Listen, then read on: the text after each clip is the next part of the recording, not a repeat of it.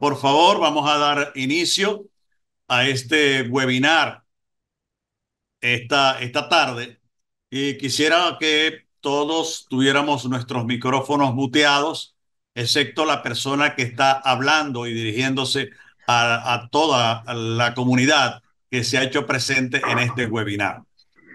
Queremos, a nombre de la Iglesia Bautista La Fe, darles a todos ustedes una muy cordial bienvenida. Realmente nos sentimos muy contentos, muy complacidos de que todos ustedes hayan aceptado cordialmente la invitación que le hemos cruzado y se hayan hecho presentes en esta tarde. Realmente la Iglesia Bautista La Fe en Maracaibo, Venezuela, se siente muy regocijada porque estamos de celebración. Estamos celebrando nuestro 40 aniversario. Realmente son 40 años desde que nuestra iglesia fue fundada y se dice muy sencillo, pero realmente cuando miramos en el historial de la Iglesia Bautista de la Fe, solo hemos visto una cosa: los prodigios de Dios mostrando su bondad y su fidelidad. Y damos gracias a Dios por ello. Y nosotros queremos celebrar con 3 webinars. El primero de ellos es hoy día martes. Y el motivo, la temática que hemos seleccionado para este webinar tiene que ver con el papel de la iglesia cristiana en el mundo confuso de hoy. En vista de eso, nosotros hemos querido traer cuál es el papel de la iglesia cristiana en ese mundo tan uh, perturbado, tan lleno de contradicciones, y nos hemos preguntado cuál es el papel de la iglesia cristiana. Para ello, hemos invitado a una persona que realmente Dios ha venido utilizando en los diversos escenarios para disertar sobre este tema de este mundo realmente anegado de agua, anegado de confusión emocional, mental, espiritual, de todo sentido. Para ello hemos invitado al pastor Jorge Isea, pastor de la Iglesia Bautista Alfa y Omega de la ciudad de Coro en Venezuela. El pastor Jorge Isea además es teólogo y también es apologista con una excelente trayectoria en esta área. Además, el pastor y teólogo Jorge Isea también es filósofo de curso de academia y también es profesor de filosofía en el área de posgrado. Y además es también conferencista nacional e internacional. Realmente el pastor Isea, dentro de ese cúmulo de funciones y responsabilidades que tiene, él le da predominio al ser pastor de una iglesia. Y para nosotros nos llena de mucho contentamiento y queremos dejar con ustedes, presentar al pastor Jorge Isea, quien va a disertar en esta tarde de lo que significa el papel de la iglesia en el mundo de hoy. Jorge, bienvenido, pastor. Los micrófonos son suyos y deseamos de todo corazón que el Señor te use grandemente. Amén, amén. Oh, muchísimas gracias, Davilex. Y esa presentación, en una ocasión el doctor Cecilio Arrastía, para mí considerado quizás el máximo expositor pues, o teórico de la predicación en Latinoamérica, no con escasa razón lo llamaban el Spurgeon de Latinoamérica, profesor en el Seminario Interamericano de Puerto Rico, si no mal no recuerdo. En una ocasión hicieron una presentación así muy pomposa y él dijo algo que me quedó grabado y que yo puedo repetir hoy con mucha más vehemencia que él mismo. Ojalá fuera verdad tanta belleza. En verdad, somos mucho menos de lo que la gente piensa. Y solo por la gracia y la misericordia de nuestro Dios estamos en pie. Hoy, bueno, me honra y sobre todo en el contexto de estos 40 aniversarios que celebra nuestra querida Iglesia La Fe, una queridísima iglesia, un referente de la sana doctrina, del esfuerzo apologético y también de la proclamación del Evangelio en nuestra querida ciudad de Maracaibo, que es mi ciudad de origen, es la tierra que me vio nacer y a la que uno tanto ama. Pues desde acá nos estamos ya sumando a esta celebración y más temprano que tarde, también el día viernes, si el Señor lo permite, estaremos con ustedes ya concretamente en la celebración aniversaria ya en el templo en Maracaibo. Pero bueno, sin más preámbulos y agradeciendo al Señor la ocasión maravillosa que nos brinda de poder exponer e ilustrar a la iglesia sobre estos temas, vamos ya de lleno al tema y vamos al propósito que nos tiene en este lugar. Vamos a estar hablando y en este caso podemos decirle ya al chico que se encarga de la proyección de las imágenes, podemos ya irlas colocando, ¿verdad? Y presentando para de esta manera ya todos puedan verla allí. Bueno, hemos titulado, y Davilex, con una enorme preocupación pastoral y además de ser un brillante teólogo exégeta y un brillante pensador cristiano, era de esperar que Davilex tuviera este tipo de preocupaciones, sobre todo preguntando por la pertinencia de nuestra fe frente a los grandes desafíos del mundo contemporáneo. Alguien podría, y siempre uno en el seno de la fe tiene el hábito de presentar una justificación de por qué suceden este tipo de cosas, por qué adelantamos este esfuerzo, por qué hablar sobre la sociedad contemporánea y por qué hablar de los desafíos que esa sociedad nos impone. Y es que no se equivocaba uno de los grandes precursores de la neortodoxia, en este caso Karl Barth, cuando decía de que el expositor bíblico, el teólogo y en este caso el predicador, tiene de alguna forma dos libros que deben ser por antonomasia los dos referentes de su investigación. Y creo que está hablando de forma metafórica también con referencia a lo que ya ustedes escucharán. Él decía de que, por supuesto, el expositor bíblico tiene que tener la literatura bíblica. Hay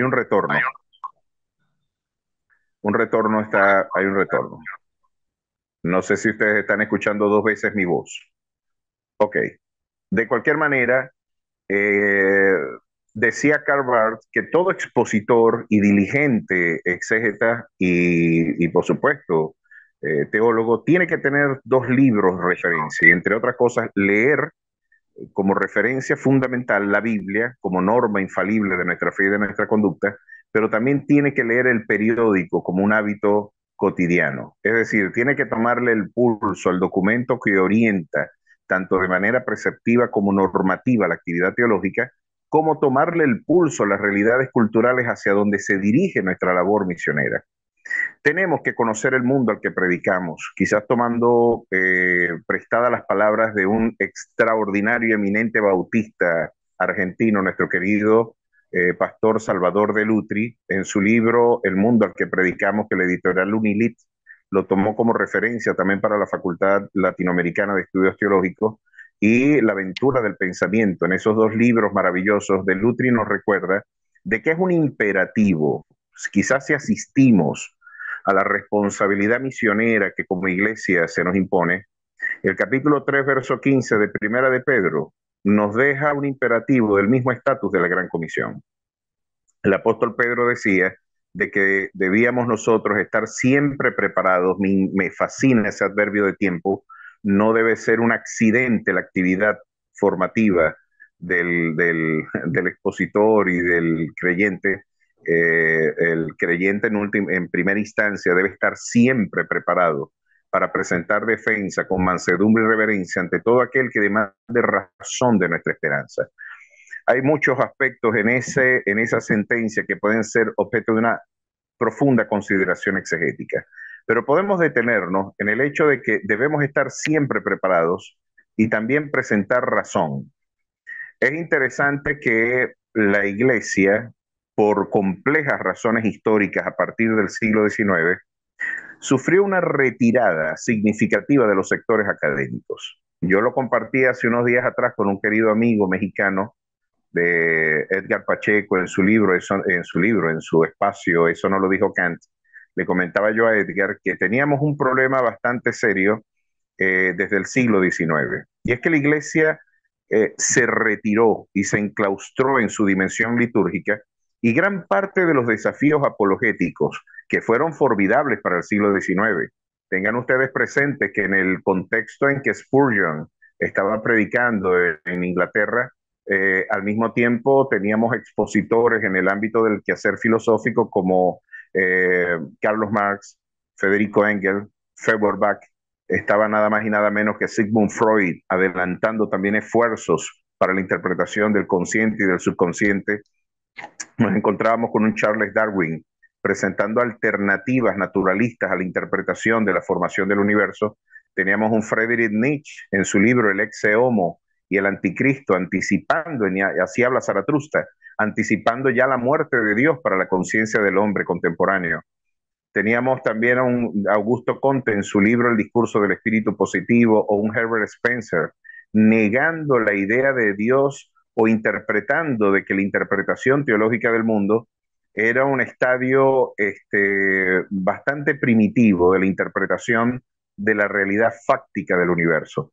Nos encontramos con un siglo que se convirtió en un auténtico desafío para la pastoral del siglo XIX. Emergen, a pesar de que fue un siglo de profunda actividad misionera, fue un siglo donde la iglesia se retiró de gran parte de los espacios que le dieron, de los espacios que fueron objeto de su identidad misionera. La iglesia no debe olvidar de que las universidades fueron formadas por las iglesias. Y esto es algo que ustedes pueden, en una sencilla lectura, ni siquiera una lectura profunda, una lectura muy superficial a la historia de Occidente y de la historia de la Iglesia, ustedes verán como la Universidad de Oxford, la Universidad de la Sorbonne de París, la Universidad de París, la Universidad de Bolonia, la Complutense de Madrid, fueron universidades formadas y derivaron, tuvieron sus orígenes en las escuelas catedralicias para el siglo XI de nuestra era. Estamos viendo cómo las universidades se formaron en el crisol de la actividad misionera de la iglesia, y con toda esa escolaridad clásica y escolástica que formó parte de todo el periodo de la Edad Media, de la iglesia brindó un aporte significativo y decía, bueno, nosotros podemos darle universalidad al pensamiento si desde nuestros recintos de fe también podemos utilizarlos como ejercicios para el magisterio y la formación de las nuevas generaciones. Las universidades que hoy son referencia mundial, Yale, Harvard, Princeton, Stanford, nos encontramos con universidades que fueron formadas en su mayoría o por los sectores puritanos, presbiterianos, metodistas y bautistas. Tenemos referentes incontrovertibles de que las grandes casas de estudio, que hoy son una ostentación académica de excelencia, pero tuvieron sus orígenes pues precisamente en la iglesia. ¿Por qué el siglo XIX fue un punto de inflexión para esta realidad? Yo pienso que la iglesia se retiró de la actividad apologética. Hay que tener presente de que el siglo XIX fue el siglo más ateo que conoció la historia, y el siglo XX vino de alguna manera a consolidar gran parte de ese giro de entropía o de orientación fideísta con el que la teología racionalista alemana nos había dejado ya para el último tercio del siglo XIX y para el primer tercio del siglo XX. Palabras más o palabras menos, yo les quiero decir de que tenemos más de un siglo prácticamente de silencio académico, tenemos una retirada misionera de los espacios universitarios y hay un nuevo despertar por la inquietud misionera, y yo celebro que temas como el que hoy vamos a exponer puedan ser objeto de preocupación también pastoral para amplificar, para entender cómo nuestra fe, al decir de Chesterton, puede poner en cuarentena el paganismo del mundo contemporáneo. Nuestra fe puede poner en cuarentena al mundo que nosotros conocemos. Lo cierto es que antes de entrar en las láminas que yo les había traído, de alguna manera me gustaría brindarles un contexto del complejo escenario que significó el siglo XX. Para entender el mundo de hoy, tenemos que hacer un repaso de un panorama muy complejo de todo el entramado, de todo el andamiaje conceptual del mundo occidental. Es complejo ese andamiaje. Es complejo desde un punto de vista filosófico, es complejo desde un punto de vista científico, es muy complejo desde un punto de vista político, social, económico, y las complejidades que fueron parte de la actividad cultural de Occidente no son ajenas a gran parte de la interacción misionera que la iglesia tuvo que brindar en 21 siglos de peregrinación. Pero particularmente en estos dos últimos siglos tenemos un interesantísimo contexto. ¿Qué significa predicar en el mundo de hoy? cuáles son los desafíos que el mundo de hoy nos impone. Y es que el siglo XIX, como les venía diciendo hace un momento, nos había dejado un profundo optimismo con referencia a la posibilidad del hombre de consagrar objetivos para trascender la realidad natural, política, cultural. Augusto Comte, en su discurso del espíritu positivo, adelantaba la convicción de que a través de la ciencia el hombre lograría la consumación de sus objetivos más sublimes. Venezuela brevó de esas fuentes desde el gobierno de Guzmán Blanco. Y ustedes pueden ver que el positivismo tuvo tanta influencia en Latinoamérica que aún la bandera del Brasil, si ustedes ven las inscripciones que ven dentro del globo que tiene en el centro, la bandera verde amarela de Brasil, dice orden y progreso, que son las dos consignas fundamentales del movimiento positivista. El positivismo tuvo tanta injerencia y tanta, desde una impronta tan significativa en nuestro continente, que Domingo Faustino Sarmiento, particularmente en Argentina, logró adelantar incluso campañas de blanqueo de la raza. Y eso que con tanto humor se dice de que los argentinos vienen de los barcos, tradujo una auténtica política de blanqueo de las razas, el poder agregar un rostro más europeo a las razas autóctonas o a la realidad del mestizaje latinoamericano. Sarmiento creía en una postura eugenésica que derivaba de los grandes prejuicios de los positivistas. Nosotros en Venezuela brevamos de eso hasta muy entrado ya el siglo XX, y prácticamente al final del siglo XX fue que se tomó una plena conciencia crítica de cómo esa actividad y filosofía dejó una impronta en nuestra educación. Pero no solamente hubo optimismo en el positivismo, que podríamos decirlo fue la derecha cientificista del siglo XIX. También en la izquierda materialista tuvieron un profundo optimismo por la capacidad del hombre para emerger y poder redimirse de su condición social y política. Basta recordar a Carlos Marx y su planteamiento filosófico nos dejó un planteamiento que estemos o no de acuerdo con él. Yo particularmente considero que esos planteamientos vienen del mismo infierno. Sin embargo, vimos cómo todo el siglo XX se vio teñido y se vio profundamente configurado geopolíticamente por estas ideas, al punto de que se polarizó el mundo. Hablábamos de un mundo bipolar en la llamada Guerra Fría, en la cortina de hierro, en el periodo donde la comunidad soviética hizo un ejercicio político bastante claro en prácticamente tres tercios del siglo XX, y de alguna manera nos encontramos más de tres tercios prácticamente, porque en el 89 cae el muro de Berlín, y estamos hablando de que prácticamente el siglo XX estuvo presente esta convicción, esta esperanza de la redención endógena del hombre a través de instrumentos de revolución política. El optimismo de estas utopías sociales estuvo presente en el siglo XIX, y aún la Iglesia mantuvo un silencio y se mantuvo muy discreta frente a lo aparentemente abrumadora de la evidencia arqueológica. Pónganse ustedes en el lugar de los pastores cuando predicaban del Génesis, de la creación de Dios, y venía un Darwin con un conjunto de evidencias fósiles y de evidencias paleontológicas que podrían ya de manera tangible y fáctica ser un elemento de desafío a las tradicionales perspectivas del creacionismo.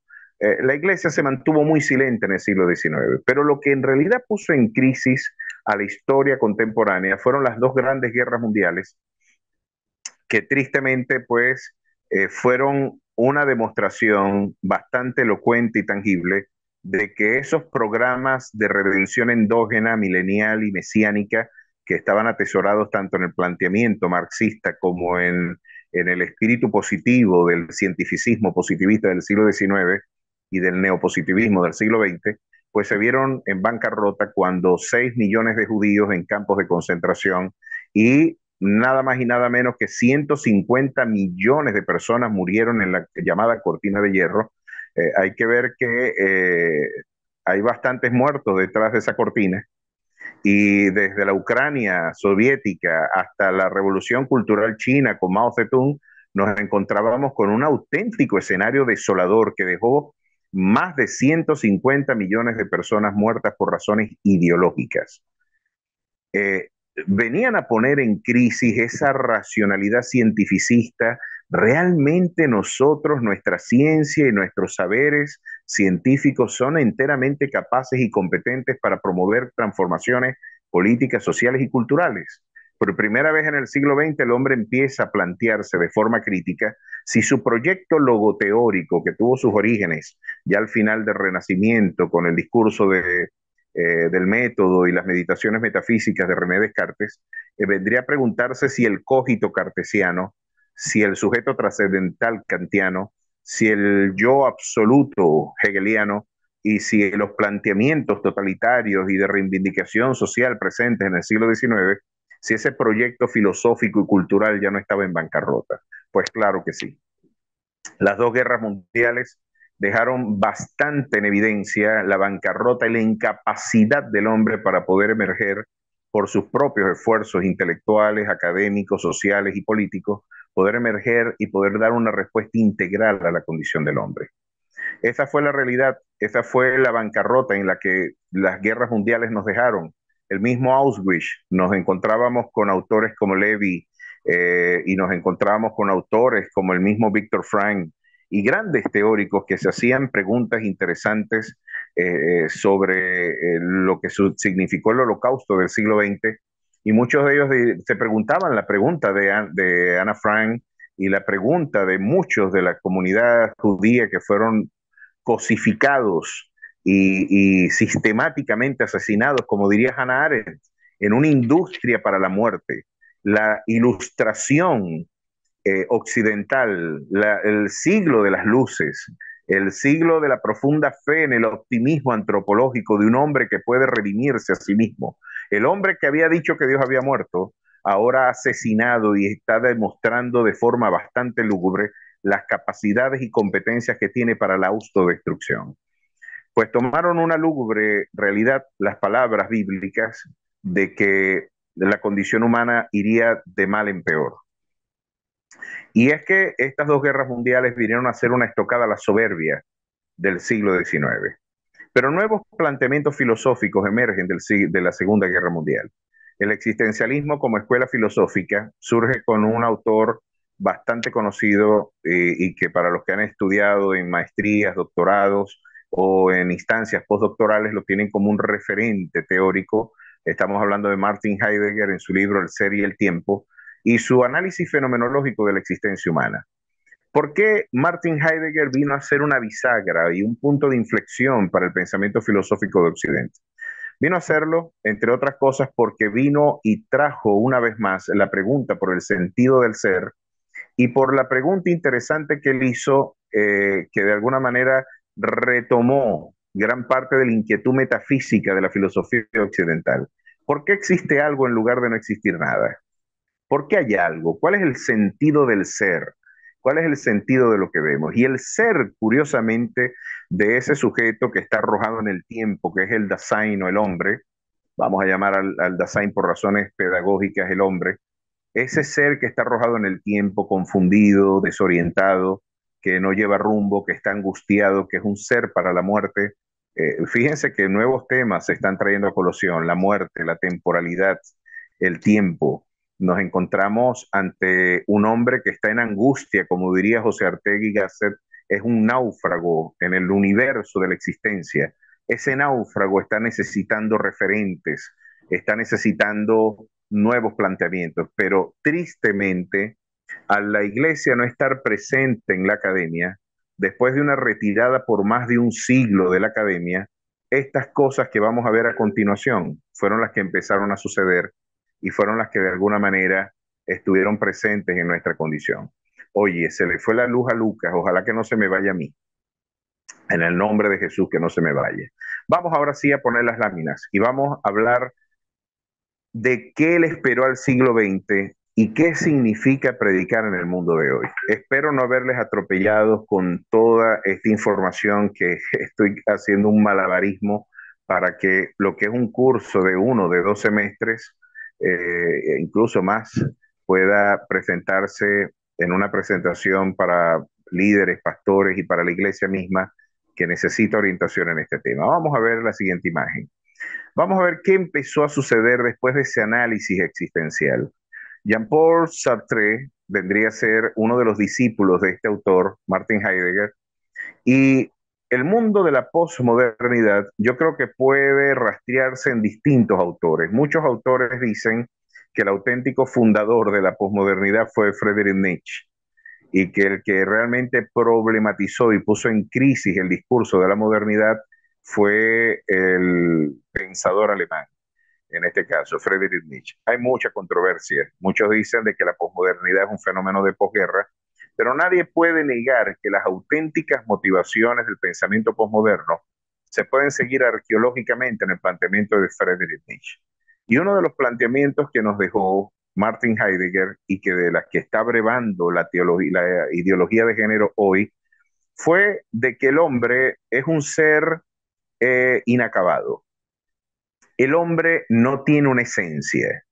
El hombre no tiene tal cosa como una realidad metafísica universal que sirva como referencia para su identidad antropológica. El hombre es lo que él decida ser.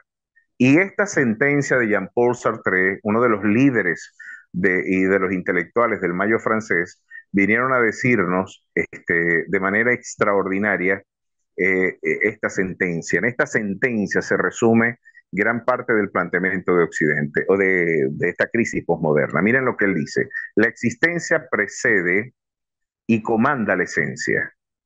La existencia precede y comanda la esencia. Con esto lo que nos está diciendo es que el hombre no tiene una esencia predeterminada. No existe tal cosa como un sujeto universal de hombre. El hombre siempre se traduce en concreto como un existente que construye su identidad.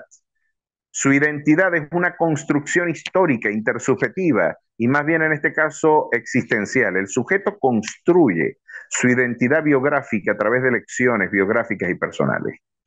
No existe tal cosa como una naturaleza humana que pueda servir de antecedente para la constitución ontológica de ese ser que introduce la nada al ser. Miren lo que está diciendo. Está diciendo de que el hombre no tiene una naturaleza y por supuesto podrán ustedes advertir que este es el ateísmo en su grado superlativo. Aquello que decía el salmista, reconocer que Dios nos hizo y no nosotros a nosotros mismos, prácticamente con esta filosofía estamos en las antípodas del planteamiento bíblico. Lo que Heidegger está diciendo con absoluta soberbia intelectual y académica es que el hombre se construye a sí mismo y nada tuvo que ver Dios en la construcción de ese ser. Fíjense lo que costó el retirarse la iglesia de la academia. Este sujeto vino a constituirse en el líder junto a Michel Foucault de los intelectuales del Mayo francés. Estos fueron los intelectuales que en el año 76 se pararon frente al diario Le Monde en París pidiendo la despenalización de la pedofilia en Francia ya para la década del 70. Toda la intelectualidad que hoy son nuestros referentes académicos de nuestras maestrías y doctorados, esta intelectualidad, Jean-Paul Sartre, Simone de Beauvoir, Michel Foucault, Jacques Derrida, Baudelaire, bueno, cualquier otro personaje que traiga hoy a la memoria de esa generación de franceses sodomitas, esta pandilla de sodomitas, son los patriarcas del gran desbarajuste político que hoy estamos viviendo.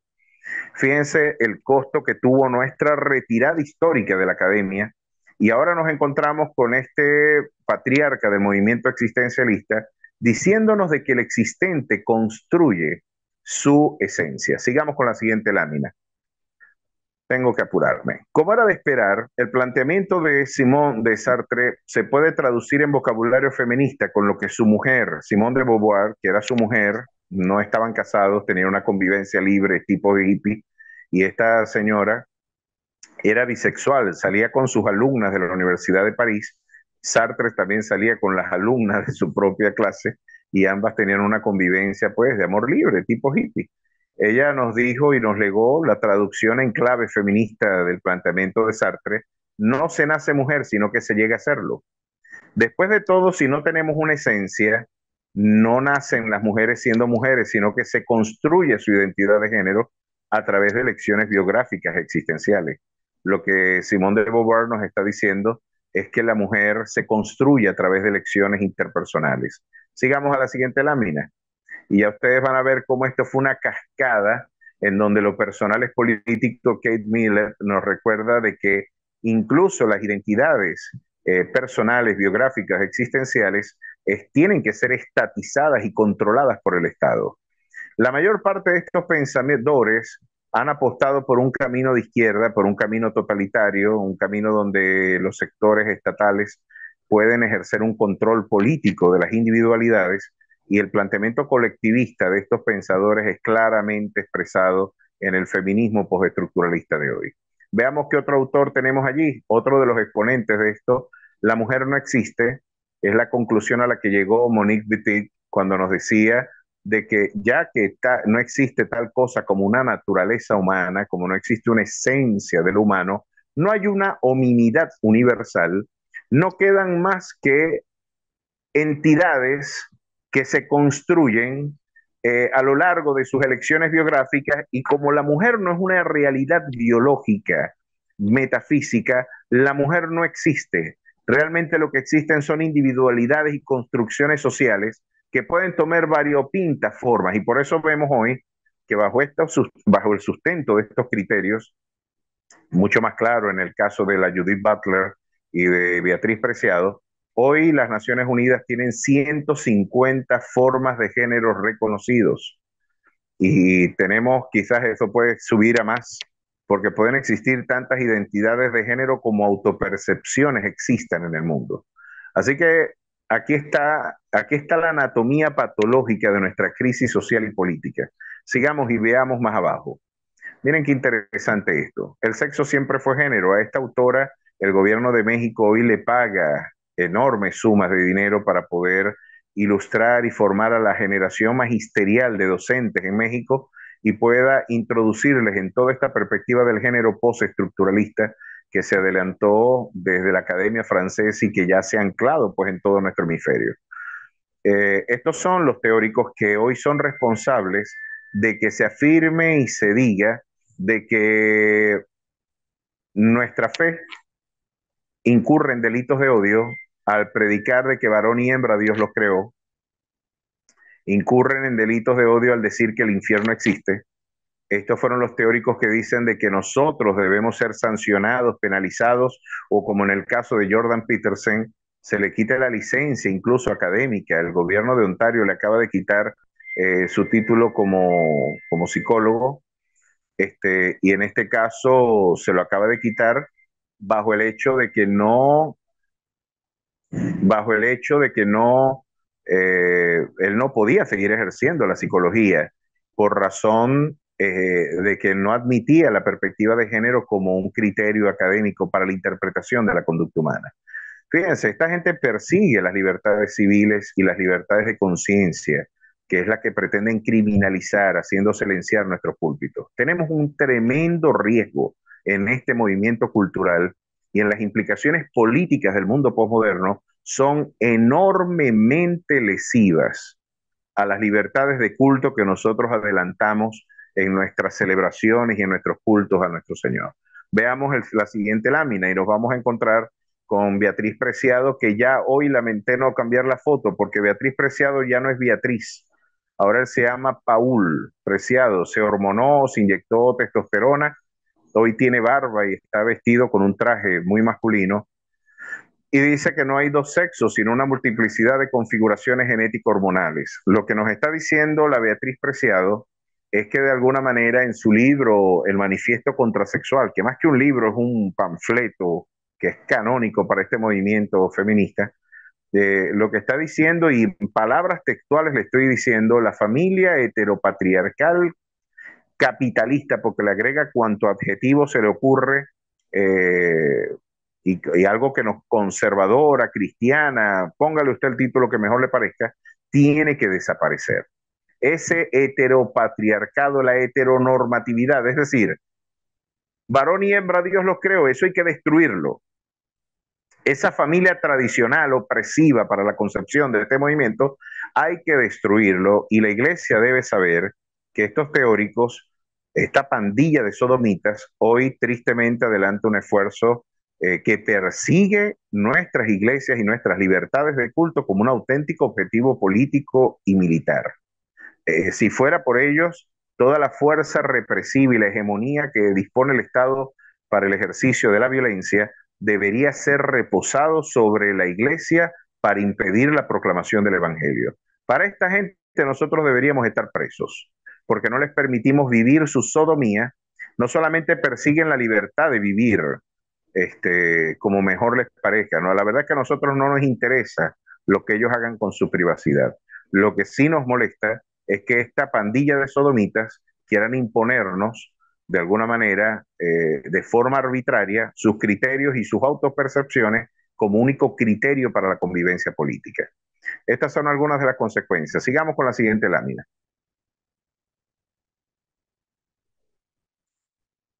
Lo cierto es que este es en el orden político, pero en el orden eh, epistemológico y teológico, nos encontramos que después de Heidegger también la Biblia empezó a leerse diferente.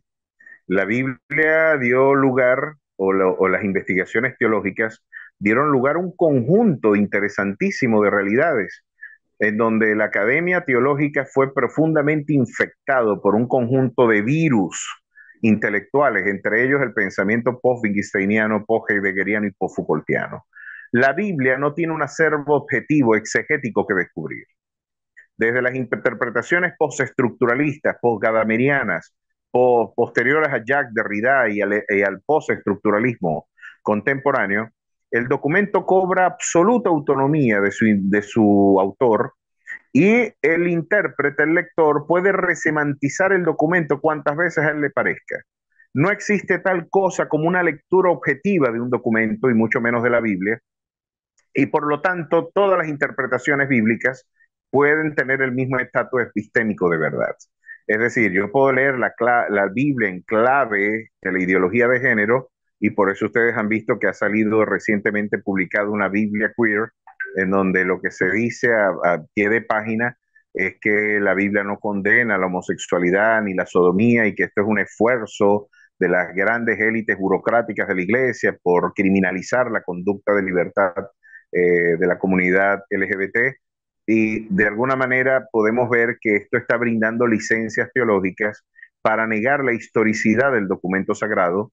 No era de extrañar que bajo una lectura post-kantiana, la escuela de Wellhausen diría, por ejemplo, de que la Biblia es el agregado mítico del folclore hebreo, particularmente el Antiguo Testamento, de que Jonás no fue un personaje histórico concreto, de que estamos ante la construcción social de una comunidad posexílica del siglo II antes de Cristo, que en su esfuerzo de aglutinar bajo unidad política toda la comunidad del exilio, forjó esos cuentos.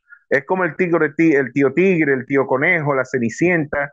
No hay historicidad ni evidencia arqueológica, según ellos, que venga a confirmar la historicidad de esos relatos. Jonás es una obra de ficción que solamente contiene, según ellos, una perspectiva ejemplar de cómo debería comportarse el hombre en su actividad misionera, pero empezaron a negar en primera instancia no solamente la historicidad, sino también incluso el carácter inspirado de la literatura sagrada, con sus tesis de desmitificación del texto bíblico, que no es otra cosa que poner entre paréntesis la actividad, la redacción. Vale la pena preguntar cuál es el criterio para la definición de cuál es el eje transversal de esas verdades que ellos considerarían pues relevantes, que deberían ser objeto de ese proceso de desmitificación.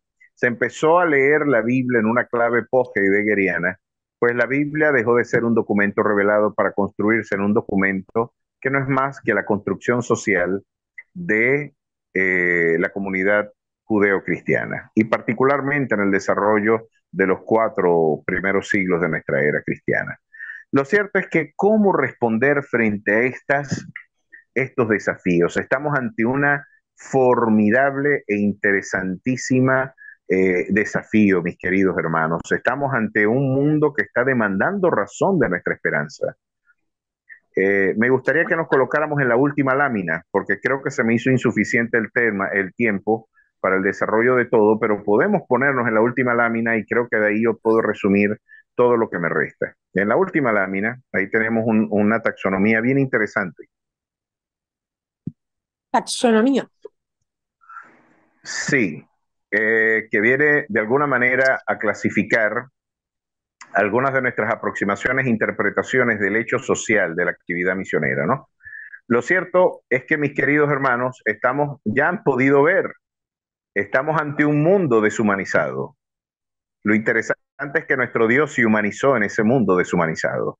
Y la importancia de la iglesia en este momento es que es la única instancia que puede presentar al Dios que frente a un mundo deshumanizado se ha humanizado. Es la iglesia la que puede, a través de ser sal y luz, la única que puede brindar transformación auténtica, preservación. No estamos hablando de un conservadurismo esclerótico que persigue la parálisis paradigmática de nuestra cultura, de ninguna manera. Estamos ante el esfuerzo, como diría Chesterton, de no, los conservadores no es que queremos legarle a nuestras nuevas generaciones las cenizas de una vieja cultura, no, nosotros necesitamos pasar es el fuego del Espíritu a las siguientes generaciones. Y hemos entendido como iglesia que la única forma de transmitir ese fuego es proclamando y anunciando las virtudes de aquel que nos llamó de las tinieblas a su luz admirable. Frente a esa desorientada condición posmoderna, frente a esa errática y ese relativismo ya inadmisible, incluso desafiante a las leyes del pensamiento formal, a las leyes formales, a las estructuras formales del pensamiento, a la lógica misma. Estamos ante un mundo que celebra la diversidad sacrificando la coherencia. Hoy no es muy relevante ser coherente, hoy no es muy relevante ser riguroso en términos metodológicos y lógicos. Hoy el yo pienso cartesiano ha dado lugar al yo siento posmoderno. Nuestra espiritualidad profundamente lesionada, nuestra espiritualidad, por un conjunto todavía de improntas culturales. Hoy vemos que lamentablemente hemos pasado de el escrito está de Billy Graham. Si algo hizo grande a ese eminente evangelista y ese extraordinario servo de Dios, es que en lugar de decir yo opino, yo siento, yo creo, Billy nos decía, escrito está. Pues hoy tristemente el escrito está de Billy Graham ha transicionado al yo siento, al yo tengo un pálpito, yo pienso esto. Hermano, la verdad es que para los términos preceptivos y normativos de la iglesia es poco relevante lo que yo sienta y muy relevante lo que universalmente Dios reveló a través del testimonio incontrovertible de su palabra. Que puedo sentir, vivir y tener experiencias muy particulares, por supuesto que sí, pero todas ellas orientadas y normadas por la norma infalible de nuestra fe. Hoy quizás el desafío primario de la iglesia es darle una vez más el lugar que las escrituras deben tener en el horizonte normativo y preceptivo de la comunidad de fe. Devolverle a la iglesia el documento que lo hizo de alguna manera sal y columna y baluarte de la verdad en la historia. Devolverle ese libro a la iglesia, yo creo que es el imperativo ético de la pastoral del siglo XXI. Devolverle a la academia teológica la necesidad metodológica, el rigor de la actividad crítica, de la actividad histórica, de la actividad crítica aún en su dimensión lingüística, filológica, etimológica, claro que sí. Pero la iglesia va a tener que ejercitarse en el nuevo discernimiento de qué fuentes académicas estás abrevando y cuáles son los criterios que estás empleando para la articulación del pensamiento sistemático de la fe, porque muchas de esas fuentes están contaminadas y al igual que las grandes tradiciones medievales, que hasta el día de hoy nos han dejado con robustas y lamentables tradiciones idolátricas en el mundo occidental, hoy podríamos inadvertidamente también contaminando y encendiendo fuego extraño en nuestros altares, en nuestras academias, en nuestras instituciones académicas, cuando Martin Heidegger, Jean-Paul Sartre, el mismo Jacques Derrida y gran parte de los criterios postestructuralistas de la lingüística contemporánea puedan hoy lesionar la auténtica vocación de interpretar de que hay un acervo objetivo del dato revelado a través de la evidencia exegética, si no hay una exégesis rigurosa, gramatical, histórica del documento, y si hoy las lingüistas postestructuralistas lo niegan, pues la iglesia va a tener que preguntarse cuáles son las fuentes de las que abreva, y los teóricos y los pensadores cristianos tendremos y tiene toda la iglesia que emprender la labor titánica de presentar una defensa ante todo aquel que demande razón de nuestra esperanza. La iglesia devolviéndole la Biblia, o la pastoral devolviéndole la Biblia a la iglesia como norma infalible de fe, sin duda alguna va a empezar la labor terapéutica. Yo soy de la opinión de que la actividad científica, las actividades transformadoras, las actividades que realmente pueden brindarle un nuevo rostro académico a la sociedad contemporánea, deben venir de aquellos cristianos, al igual que los que fundaron la revolución científica fueron cristianos. Hay que recordar que Newton fue más teólogo que físico, ni hablar de Pascal, ni hablar de la mayor parte de los grandes propulsores de la academia, fueron hombres de fe. Hoy tenemos una academia que ha lesionado incluso nuestras legislaciones por nuestras omisiones. Fíjense qué interesante. Alguien llamó a la gran comisión la gran omisión. Pues hoy estamos perdiendo libertades civiles y podemos incluso ser criminales interpretados desde las nuevas legislaciones contemporáneas porque nosotros omitimos el ejercicio misionero, y cuando la sal deja de ser sal, bíblicamente no la van a dejar en el salero, la sal va a ser arrojada para ser hollada. Y creo que gran parte de la aflicción que la iglesia contemporánea sufre fue por la gran omisión de no querer dar una respuesta ante un mundo que demandó una esperanza y una reflexión razonada de su fe. Vamos a plantarnos en la última lámina, ahora sí, y con esto voy cerrando, porque creo que he consumido ya el tiempo.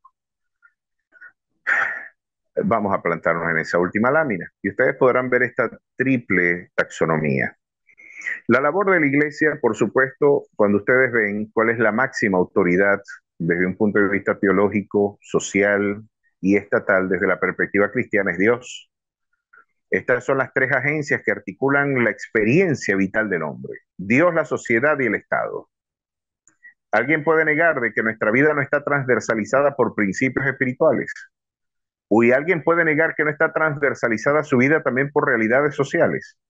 La ropa que usted tiene es una evidencia de que usted tiene todavía algunos valores de su cultura presentes en su experiencia personal.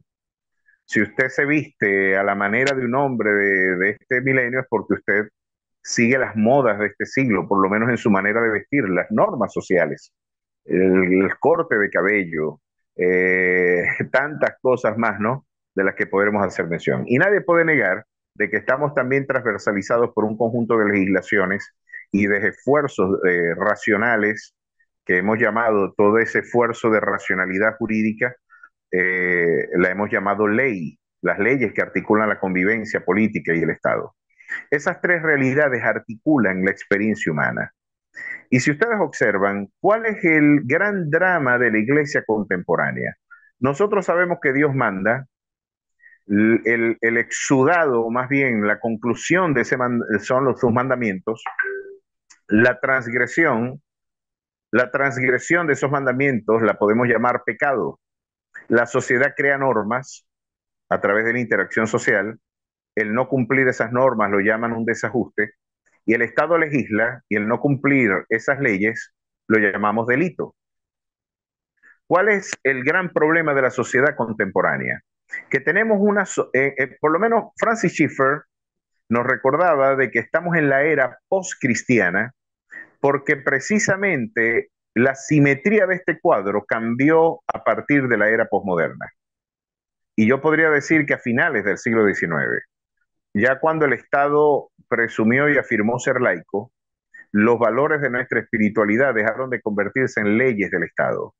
Ustedes veían, por ejemplo, que en la mayor parte de los códigos civiles del mundo occidental, el divorcio y el adulterio era un delito y se pagaba con cárcel.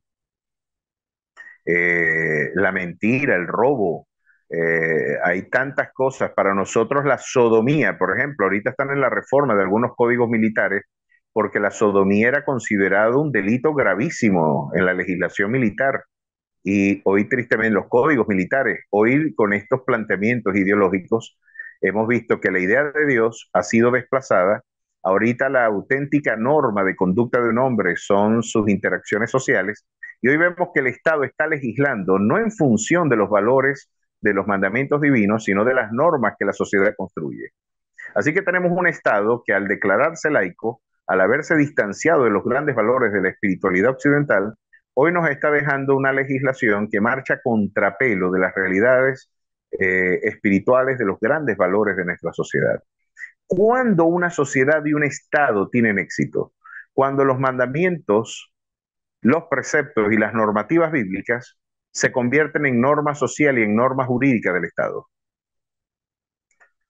Ahí consideramos que hay éxito en una sociedad. Cuando hay una sociedad que está en crisis, cuando la sociedad se impone y legisla por encima de los criterios preceptivos y normativos de la palabra de Dios y terminamos construyendo leyes que van en detrimento de la auténtica convivencia civil, porque la única forma de vivir en civilidad es a través del cristianismo. Y yo sé que con esto me meto en problemas con los multiculturalistas y con la gran parte de las tradiciones relativistas contemporáneas, pero la única forma de convivir civil y libremente es bajo los criterios antropológicos, sociales y aún jurídicos de la ley de nuestro Dios. Hoy estamos ante una crisis porque la comunidad sodomita del Mayo francés forjó normativas que hoy se han convertido en leyes y esas leyes persiguen, como son leyes forjadas por el Estado, ejerciendo toda la fuerza que la hegemonía de la violencia les permite, hoy nos ponen al margen de la ley y somos absolutos delincuentes para estas concepciones jurídicas porque nosotros predicamos el testimonio de un Dios que nos llama a la santidad, que nos convoca a una vida recta y justa. Y por lo tanto, el gran desafío que la iglesia tiene es con absoluta valentía, una vez más, proclamar, anunciar las virtudes de aquel que nos llamó de las tinieblas a su luz admirable. Esta tabula rasa de la cultura occidental, en la que la cultura posmoderna hoy pretende exiliar y execrar los grandes valores del Evangelio, nos están poniendo en escenarios paralelos a los de los 3 primeros siglos de nuestra era, donde el Estado perseguirá a la iglesia, donde el Estado hoy querrá imponer sus legislaciones y pretenderá perseguir nuestras libertades civiles y nuestras libertades de culto, de nosotros como pastores, una vez más retirarnos de este debate, de nosotros como pastores y como líderes, como iglesia, de no asumir con valentía las consecuencias de nuestra proclamación. Y creo que hoy nos tocará, al igual que como grandes de nuestros hombres, levantar nuestra voz incluso por la defensa de nuestros derechos civiles. Esto es a grandes rasgos, porque había muchísimo más y es imposible en tan poco tiempo comprimir. Creo que hice un esfuerzo sobrenatural para poder articular esto, aún a pesar de que puedo sonar antipedagógico. Pero es mi deber advertir a la iglesia, es mi deber brindar esta anatomía patológica de cuáles son los orígenes de gran parte de nuestros quebrantos y cuáles son los grandes desafíos que se plantean en el mañana para la iglesia posmoderna. De esta manera, bueno, vamos a abrir entonces el compás para que ustedes con sus intervenciones puedan enriquecer más aún lo que quizás yo torpemente he puesto y lo que ustedes puedan también sugerir con sus preguntas. Que Dios me les bendiga a todos. Bueno, gracias Jorge, Pastor Jorge, por esta excelente disertación y exposición que has hecho del tema de el papel de la iglesia en el confuso mundo de hoy, un mundo realmente bien afectado, turbulento, confundido de hoy. Quisiera mencionar dos cosas, rescatar dos cosas de tu exposición.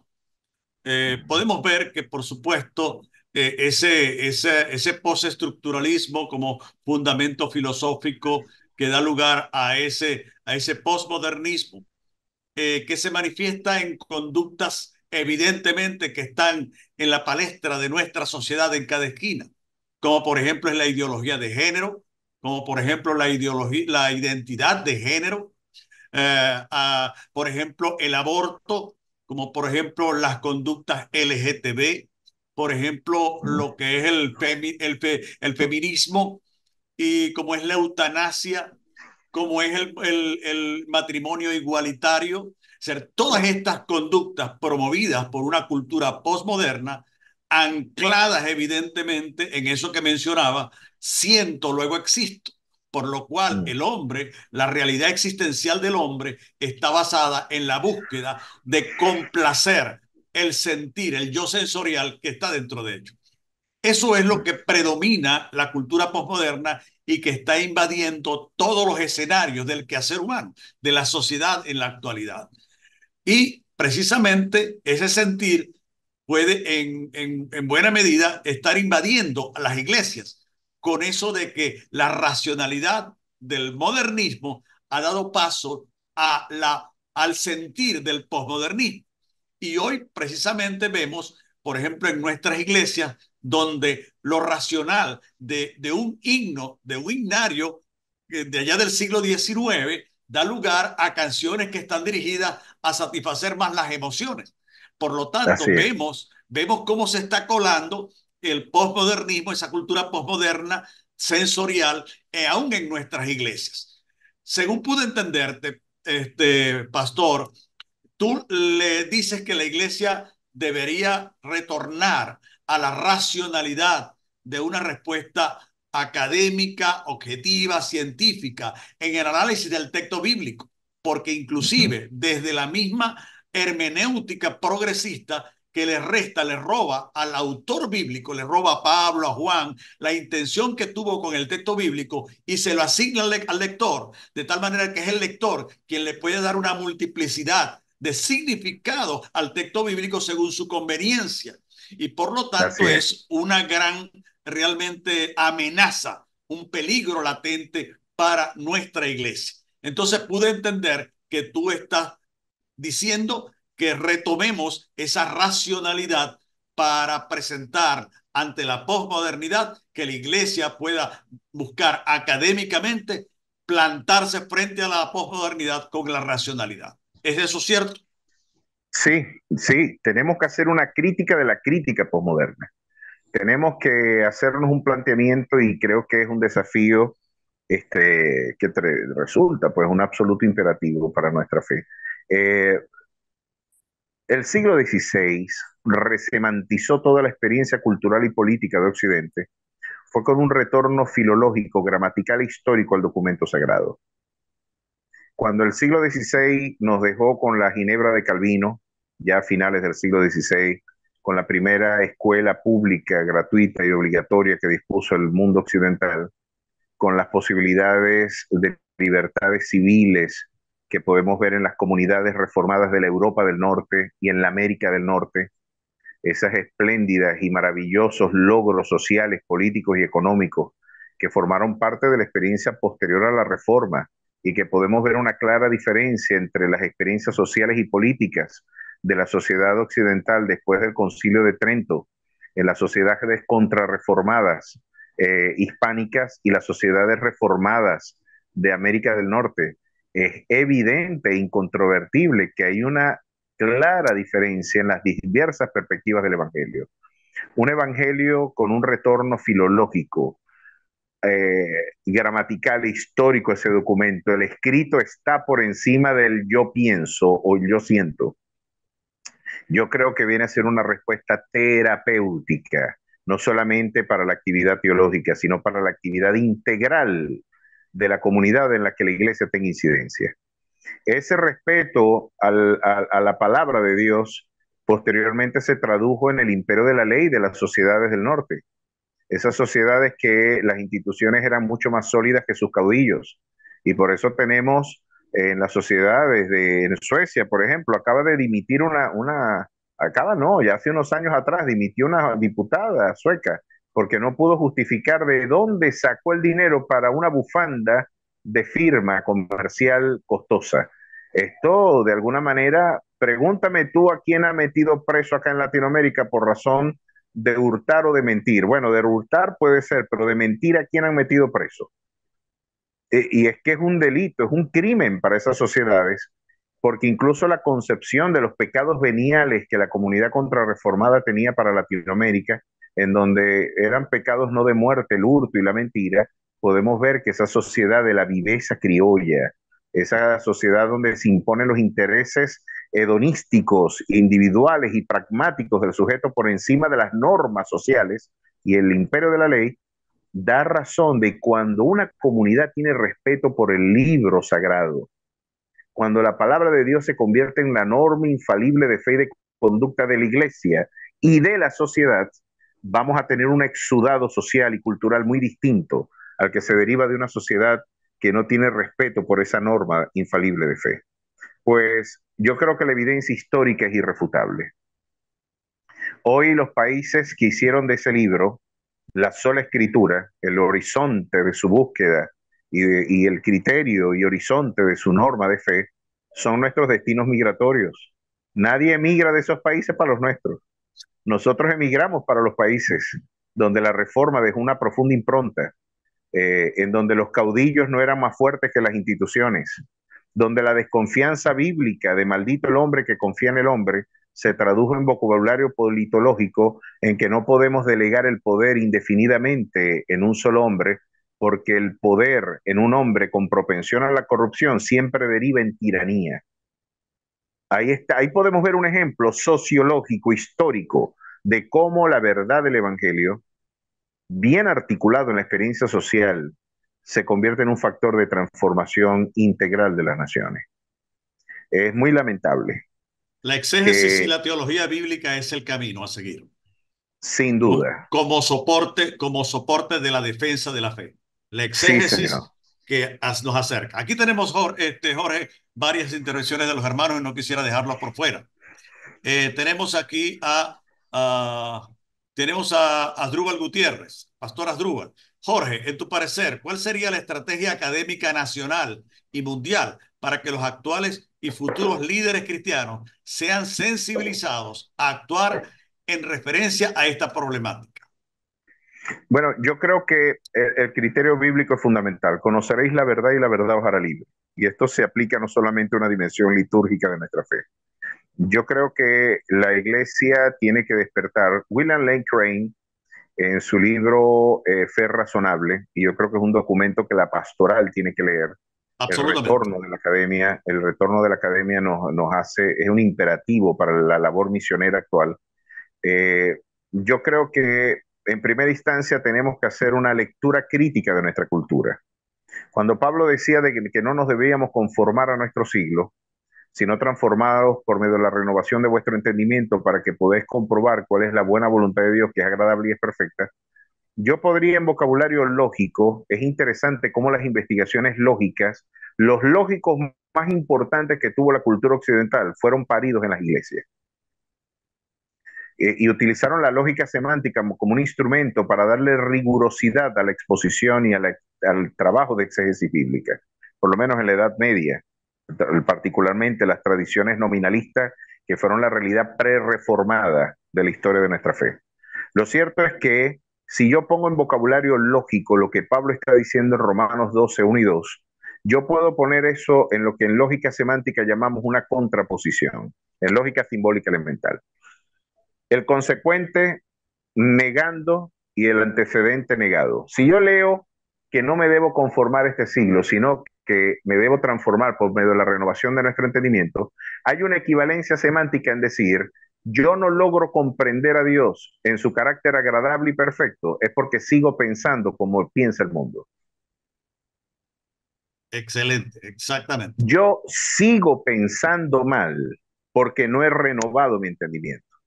Y uno de los grandes vicios de la academia, y tengo que decirlo a los seminarios teológicos, hay todo un esnobismo académico que al igual que los atenienses no querían escuchar sino algo nuevo.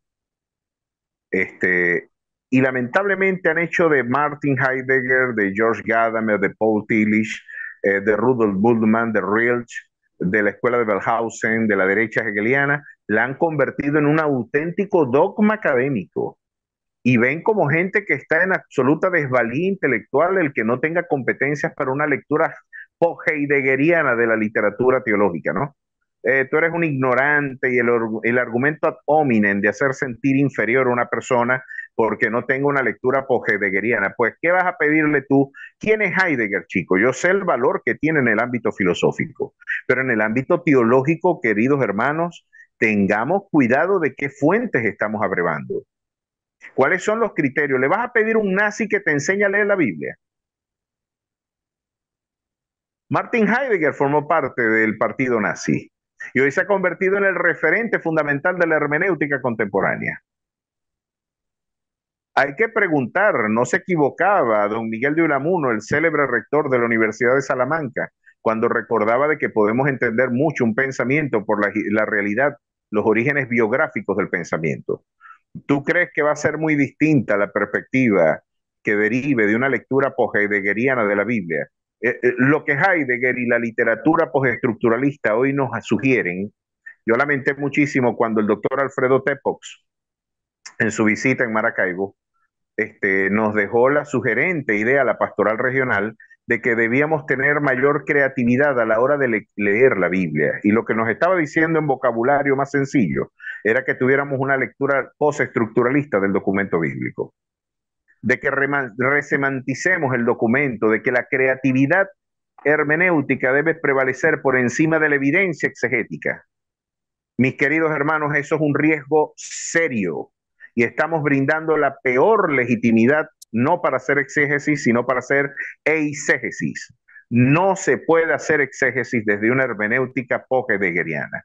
Y los institutos de formación teológica tienen que reconocer que están formando generaciones de teólogos ateos, que esa es la peor vergüenza. Un teólogo ateo, con razón, terminan en esta desorientada condición y terminan con teologías queer y con teología. Teólogos ateos, tú puedes creer, un teólogo ateo es como decir un veterinario de unicornio. Y hoy nos encontramos con seminarios teológicos en nuestro continente, lamentablemente, bajo el esnovismo académico, haciéndole pensar a las nuevas generaciones de pastores de que van a tener dos pasos adelante. Yo creo que usted debe conocer la cultura de su tiempo, pero debe discriminar lo vil de lo auténticamente santo para poder de alguna manera articular un auténtico saber bíblico. Hermanos, la palabra del Señor está por encima de los prejuicios filosóficos y académicos. Gracias, La palabra, Jorge. Pero yo quiero, disculpa que te ataje, pero yo no quiero dejar por fuera a varios que han puesto acá ya, sus sí, ya comentarios me y entonces estaba vamos, emocionando. te estabas emocionado. Muy, muy característico, ¿no? Pero hay Sí, algunos temas. Pues y trata de que tus respuestas sean más breves para que podamos abarcar a los que están acá. En John Troya, en contexto con la posmodernidad, y pregunta, ¿cómo ser sal y luz en la sociedad con los principios bíblicos de la espiritualidad sin ser religioso o dogmático? yo creo que precisamente la fe cristiana bien entendida nos distancia del legalismo. Fíjense, la religiosidad, hay algo que decirle a la comunidad evangélica. Esta palabra ha sido mal empleada. El cristianismo no es religión, es relación. Si usted explora lo que religión significa en latín, religare, usted sí dice que el cristianismo no es religión, sino relación. Está diciendo lo mismo en dos idiomas. Hacemos un ridículo enorme al pensar de que no somos religiosos. Santiago dice que somos religiosos y debemos perseguir una auténtica religión. La religión pura y sin mácula es esta: visitar a los huérfanos y los viudas en sus tribulaciones y guardarnos sin contaminación del mundo. Lo que el cristianismo no es litúrgico. Lo que el cristianismo no es ceremonial. El cristianismo es relacional. Y estamos más allá de esa dimensión. El cristianismo bien entendido es una experiencia terapéutica y transformadora. Y quizás para responder más concretamente a mi querido hermano y brillante pensador también y estudiante John de este instituto teológico, tendría yo que recordar que quizás lo que hoy le hace falta a la iglesia es valentía, valentía, la auténtica audacia de poder confrontar con todas sus letras y con toda la evidencia de una fe bien ilustrada y bien nutrida, una respuesta concluyente a la soberbia académica e intelectual de estos sectores, de esta comunidad de sodomitas y de representantes del totalitarismo que hoy ven en el cristianismo una auténtica amenaza a sus pretensiones de enajenación de libertades. Son liberticidas todos estos esfuerzos. Así que, para concluir, la mejor manera es devolviéndole a la iglesia no solamente las escrituras, sino la valentía también de los 3 primeros siglos de una iglesia que desafió y que puso en cuarentena al paganismo. Rodrigo y Joana Ramírez pregunta, ¿qué se Ya, está haciendo actualmente para erradicar la pobreza académica de la Iglesia de Jesucristo? Pobreza académica. sí, Un diagnóstico, pero muy preciso. Me gusta ese sí, diagnóstico. sí. Saludos a mi querido hermano Rodrigo, casi nadie. Es un gran y estimadísimo hermano. Hay pobreza en dos sentidos. Yo pienso que por una parte tuvimos una comunidad con profunda resistencia antiintelectual. Pablo Alberto de Irós nos recordaba de que el espíritu antiintelectual latinoamericano deriva de nuestra profunda resistencia ante las élites. Nos incomoda y vemos como con mal olor lo que nos suena a elitesco. Y parece que una preparación académica había cierto resentimiento social por el esplendor académico de algunos ministros.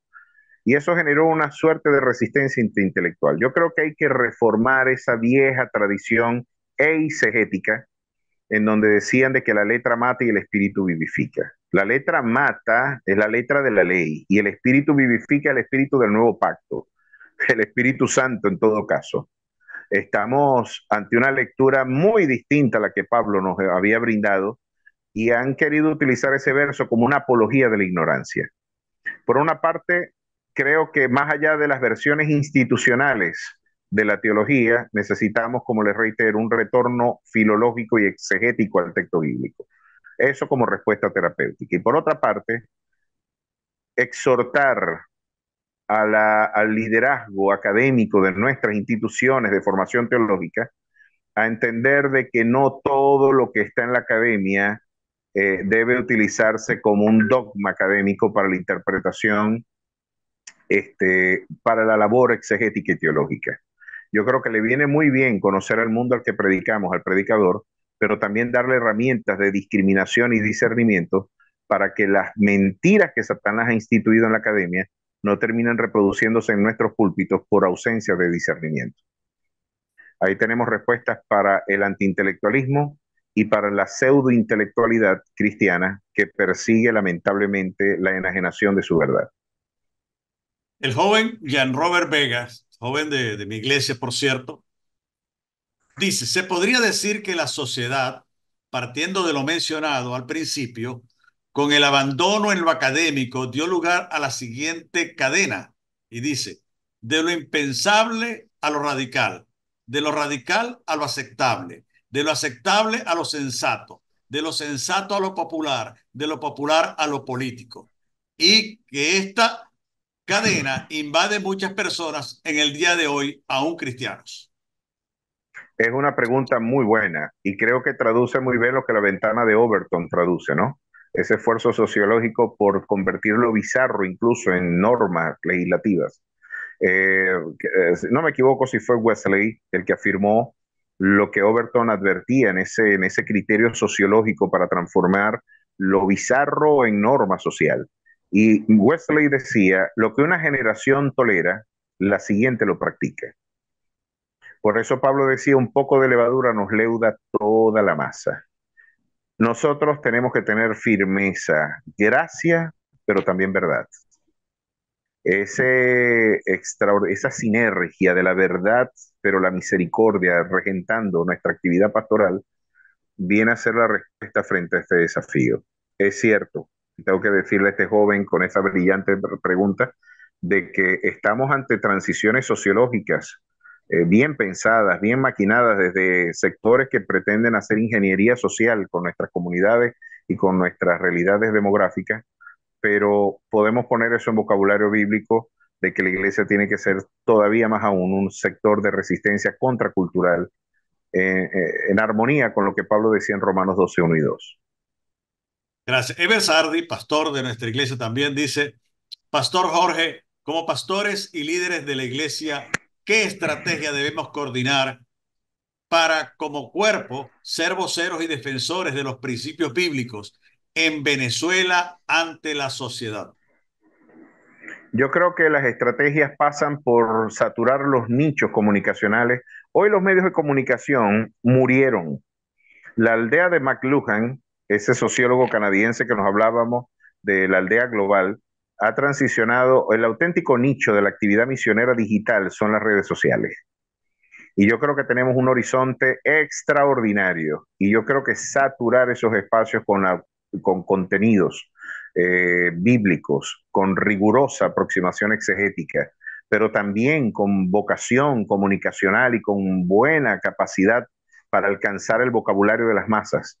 Eh, el poder nuevamente colonizar espacios que hemos abandonado, los espacios de la academia, los espacios de los debates y de los foros públicos, incluso los espacios legislativos, porque si no tenemos cristianos legislando, la cadena de subversión cultural que adelantamos en nuestra iglesia no se puede concretar si no tenemos senadores y diputados levantando las manos en los foros públicos y políticos de nuestros estados, legislando a favor de los valores de nuestra fe.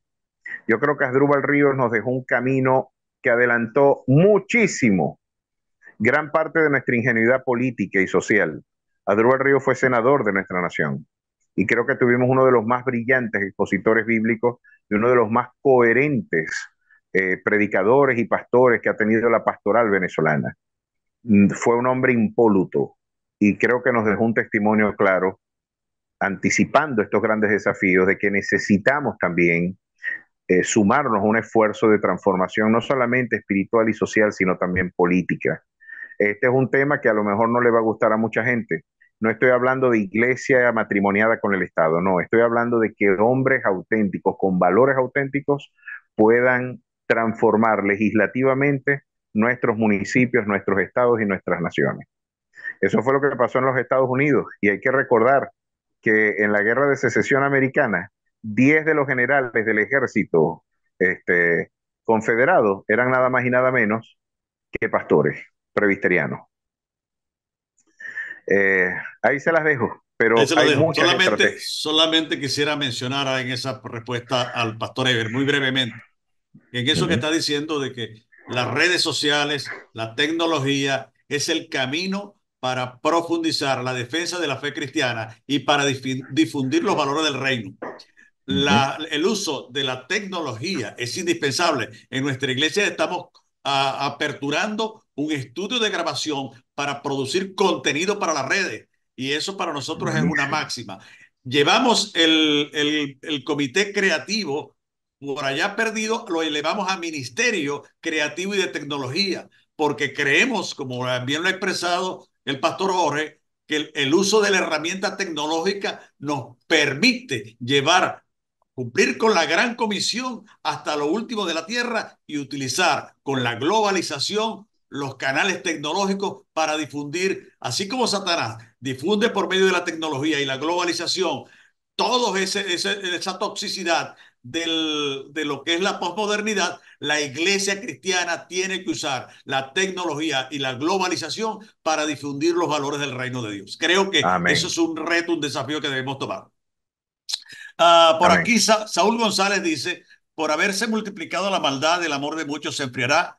Avisemos el amor y tenían todo en común, ninguno decía, tenía necesidad de nada. El que quiera salvar su vida la perderá. Saludos, Pastor Jorge Isea, y presencia, que Dios le bendiga. Otro, por Amén. acá, Saúl González, avivemos. Otro, Eduardo Chango. ¿Cómo cree que debemos masificar la práctica disciplinaria del exégesis y la hermenéutica bíblica en la iglesia? ¿Y cuál cree que es el costo de realizar esta batalla cultural dentro de la iglesia? Eh, por supuesto, esto pasa por la valentía de los ministros, ¿no? Nunca es fácil, eh, porque yo creo que hoy nos encontramos ante lo que Paul Washer llamaba el desafío misionero, y creo que el mismo MacArthur nos decía, el desafío misionero del tercer siglo es evangelizar a los evangélicos. Y es que lamentablemente la teología del sentimiento, la teología de la experiencia, sustituyó a la investigación exegética. Pues yo creo que la valentía de ministros que se atrevan nuevamente a leer las escrituras pues, es tremendo y es muy lamentable que está tan desorientada la iglesia como como un reflejo demográfico y sociológico de la condición posmoderna, que cuando a veces se predica el Evangelio tal como está consagrado en la Biblia, uno puede sonar herético en algunos foros. Pero uno dice, pero es que estoy solamente leyendo lo que la Biblia dice. Y ustedes pueden ver cuánta cantidad. Un ejemplo, la confesión positiva. Eso que se ha convertido prácticamente en la norma de fe del movimiento neocarismático, ¿no? El yo declaro, el yo. Usted se atreve a desafiar este criterio en algunos sectores y es poco menos que un hereje apóstata. Claro que es un gesto, pero de apostasía a la inversa.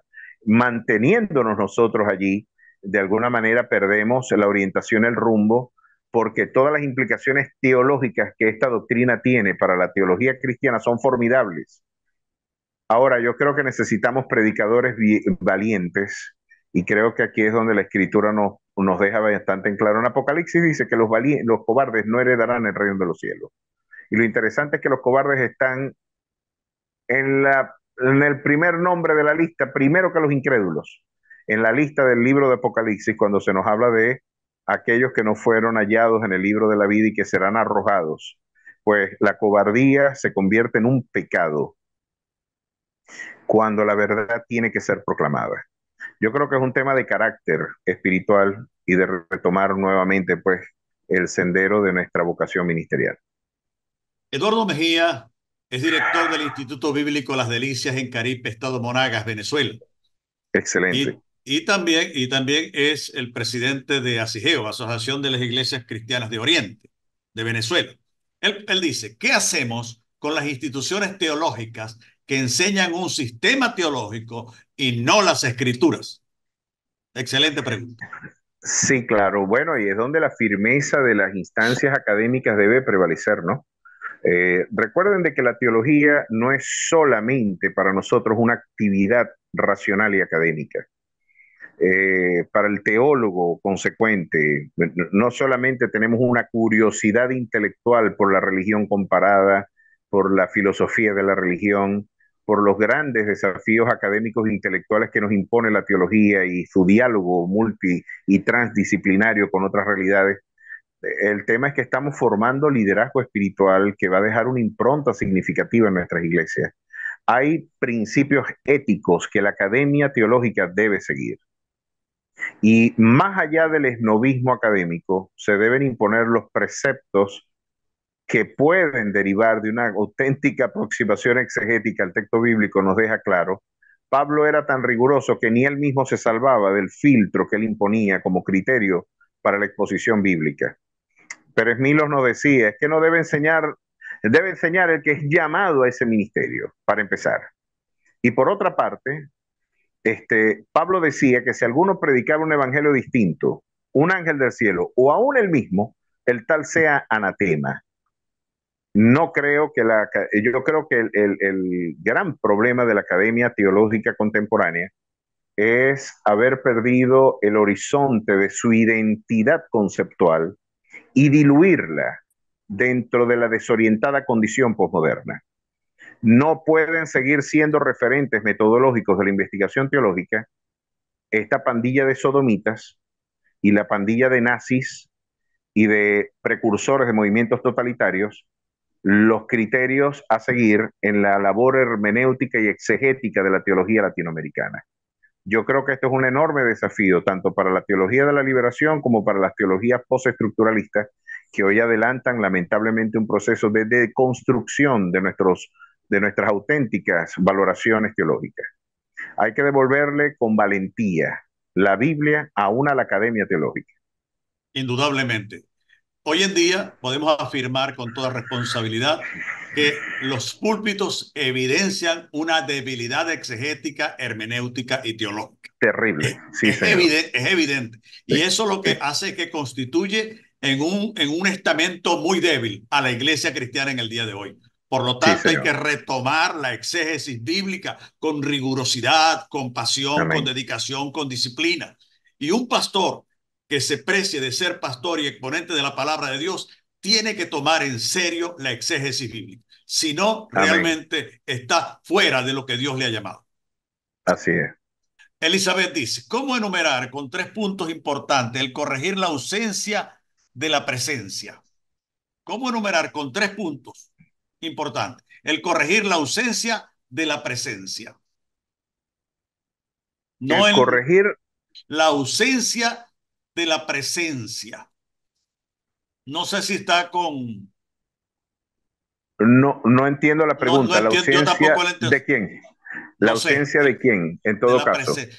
A menos que esté Bueno, hablando de lo que era la presencia y la ausencia de de la Derrida, iglesia. de la filosofía de aquel entonces, pero no, no entiendo esto. La verdad es que podremos darle lugar para que nos explique eso. Sí, Eh, envía un chat sí, explicando eso. El así pastor es. Deiser Campos dice, la valentía ante el temor de quedarnos con pocos en los asientos para mantener la escritura como norma de fe. O sea, el riesgo Excelente, de quedarte vacío en la iglesia si predicas el evangelio.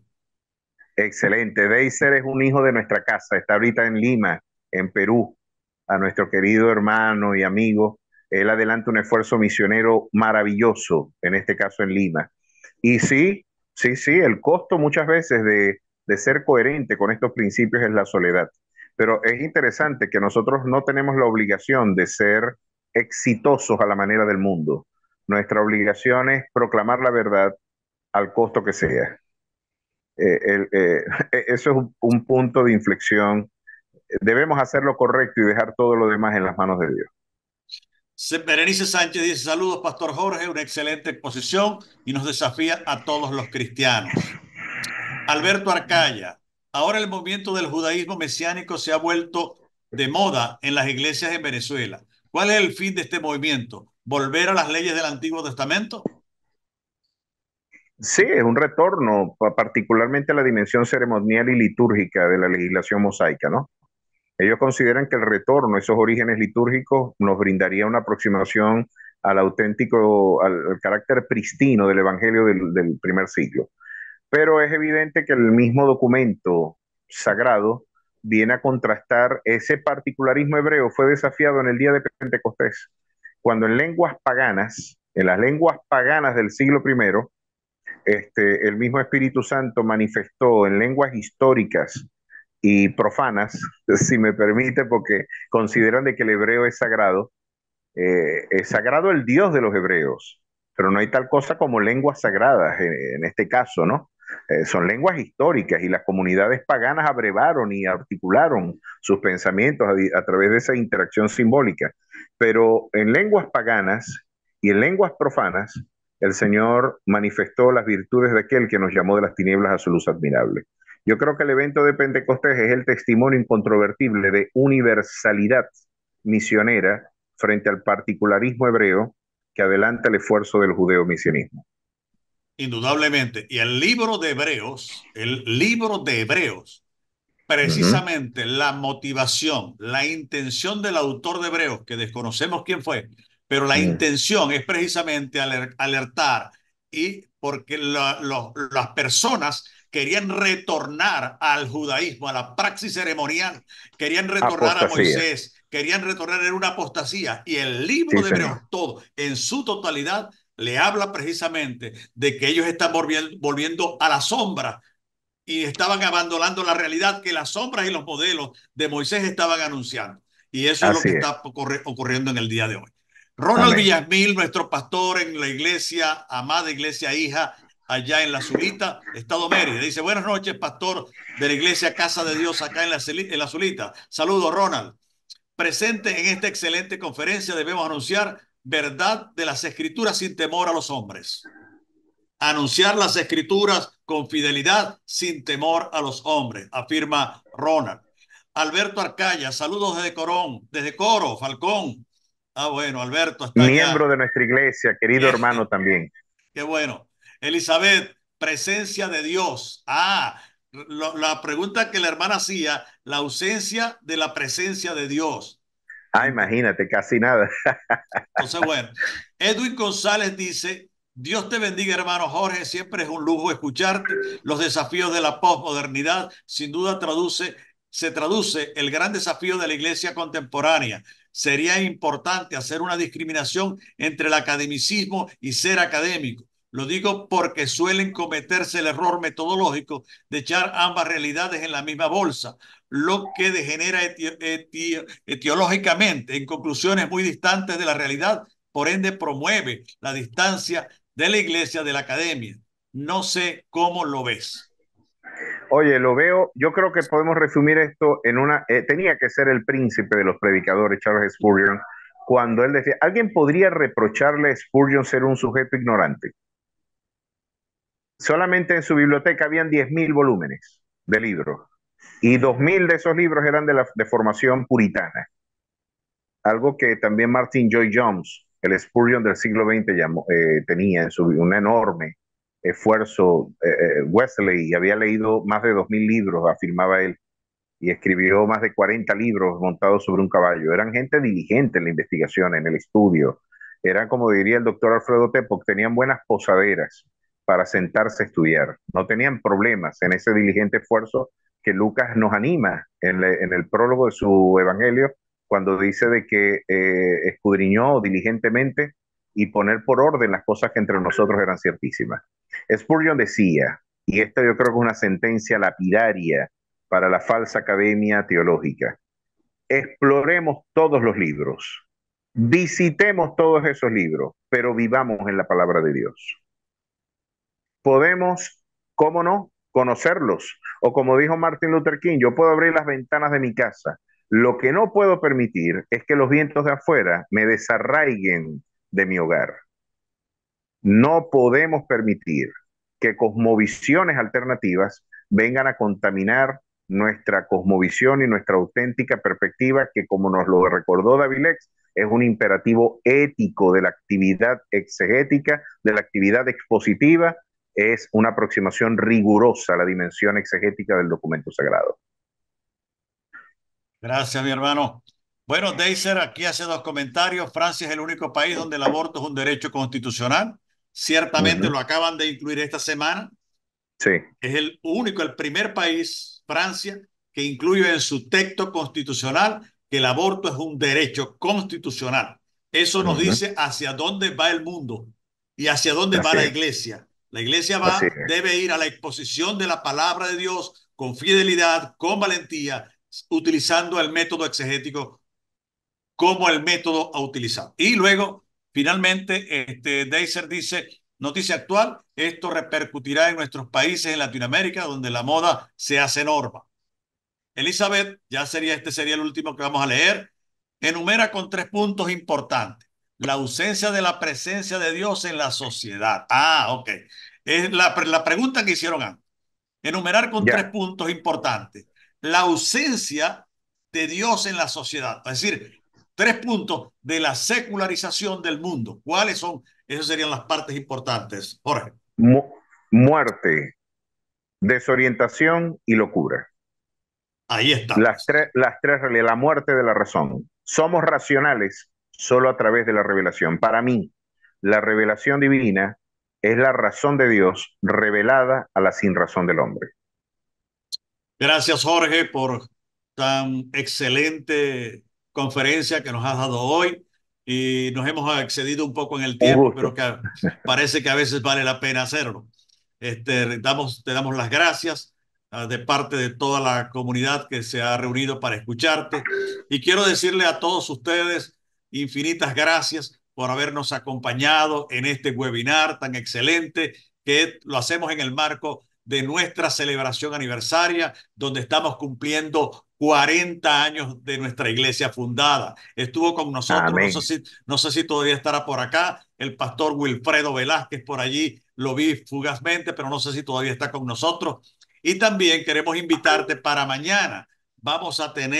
Mañana vamos a tener otro webinar que vamos a hablar del ministerio, lo que significa la iglesia y el servicio comunitario. Cómo la iglesia le puede servir al hombre social, culturalmente, acercarnos a ese hombre para servirle, como hizo Jesús. Y para ello hemos invitado a los pastores, a los pastores Ender López y al pastor Javier Pérez, que tienen una amplia y vastísima experiencia en el área del servicio a la comunidad. Si quieres saber cómo la iglesia puede servirle al hombre en su contexto social y cultural comunitario, mañana te esperamos a las 6 de la tarde. El día jueves a las 6 de la tarde vamos a tener acá a la licenciada, a la psicóloga Dina Albornoz, y nos va a hablar del rol de la iglesia ante las dos enfermedades que agobian la salud mental de las personas, como son la depresión y la ansiedad. Realmente el webinar de Buenísimo. mañana y el webinar del jueves, como el de hoy, realmente